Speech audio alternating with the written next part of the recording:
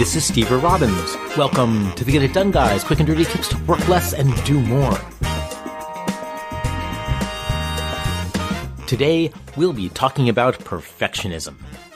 Bernice is the proprietor of Green Growing Things plant stores, and she decided that she wanted to launch a course for her customers on the care and feeding of Audrey 2's, the carnivorous plants. She put together an outline and subscribed to an online webinar service, and she began to design. For each topic, she recorded a video. Halfway through the course, however, she realized that the video made her look, well, blue. So she took a course on video production, and she realized her white balance was off. So she decided to re-record the videos, all of them. And then, of course, she decided that the checkout process for the webinar subscription was awkward, and surely she should streamline that. And so that means getting a payment processor that integrates with her webinar service. And then the website, it's really not attractive enough. By the time she got everything up and running, technology had advanced, and she realized that a 4:3 video aspect ratio was so retro, and she should reboot the video in a 16:9 aspect ratio. 5 years later, she's still working on getting the project perfect. No one but her has seen a moment of the video. You'll never reach the perfect output, and Bernice is shooting for perfection of the finished product. Unfortunately, perfection of the output is a moving target, and as you learn more and more about what it is that you're creating, you can simply raise your standards.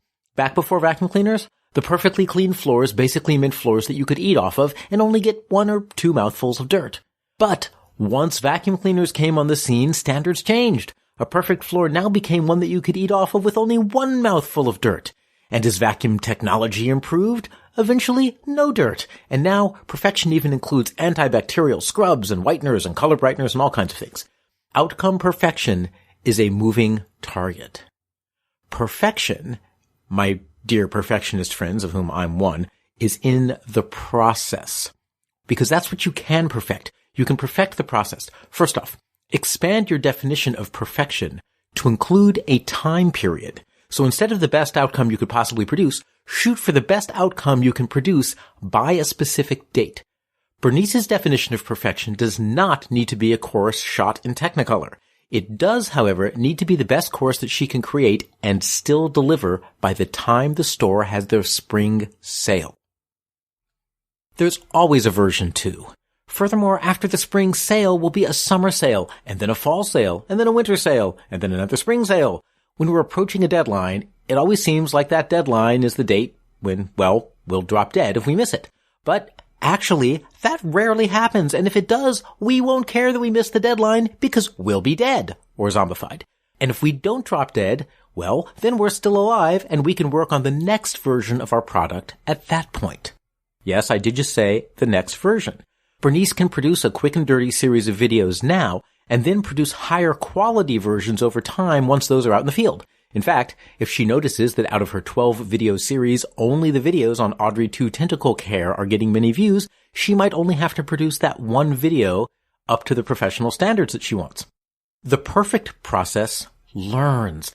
And that's because the perfect process learns from experience. You can't produce a perfect output the first time any more than you can stop the 7 horsemen of the apocalypse with a fake one-way do not enter street sign at the end of your block. But what you can do is to do the best that you can by the date that you set, and then have an after-action review. Reflect on what works, reflect on what didn't, and decide how things could have gone better and how you would do it differently in the future. Then plan the changes and take your product to the next level by doing it again. And by product, I mean whatever it is that you're working on. It may be your company's product, or it may be trimming your beautiful suburban lawn to look like Kim Kardashian seen from above, or it may be finishing the pair of exciting underwear that you've been knitting. Bernice decides to go ahead and publish the videos that she's produced so far, even though they are in the dreaded 4:3 aspect ratio. Much to her surprise, however, everyone loves them. And in fact, the main feedback is that people would love to have her go in depth on the issue of choosing the right dental floss for an Audrey 2 that doesn't really brush regularly. So, when she plans her summer video schedule, she can tackle the new topic. Now, with each new production initiative, Bernice can up her game a bit on the production level. So, with her first video series, she just learned to use the webcam. And as she prepares her floss episode, she can read up on how to use lighting in video. After all, it's dark inside an Audrey 2's mouth, and light will be needed to really get those good close-ups. So she decides that her goal for her next videos is to learn the basics of good lighting, and soon enough, Bernice is the queen of white balancing, and her videos are starting to look great. With every one, she learns what viewers do and don't care about, and she can get better and better over time. Perfection doesn't have to come all at once. So if you're a perfectionist, let go of the need to have the perfect output. Instead, attach to the need to have the perfect process. And that process is set a date and do the best that you can by that date. Then review what you've learned and set one goal for making your next round of improvements better than the first. Put your nose to the grindstone and do another round. And in the time that it takes to do 5 years worth of trying to create the perfect product immediately, you can do a dozen learning cycles and be far closer to the perfect product than you ever thought possible. And if you want to hear my other episodes on perfectionism, visit getitdoneguy.com/perfect. See what I did there? I actually allowed a non-perfect syllable to escape my lips, and of course, with my luck, the sound engineer will edit it out. So that's getitdoneguy.com/perfect. I'm Steve Robbins. Follow Get It Done Guy on Twitter and Facebook. And if you want great keynote speeches on productivity, living an extraordinary life, or entrepreneurship, and come on, you know you do, so hire me already.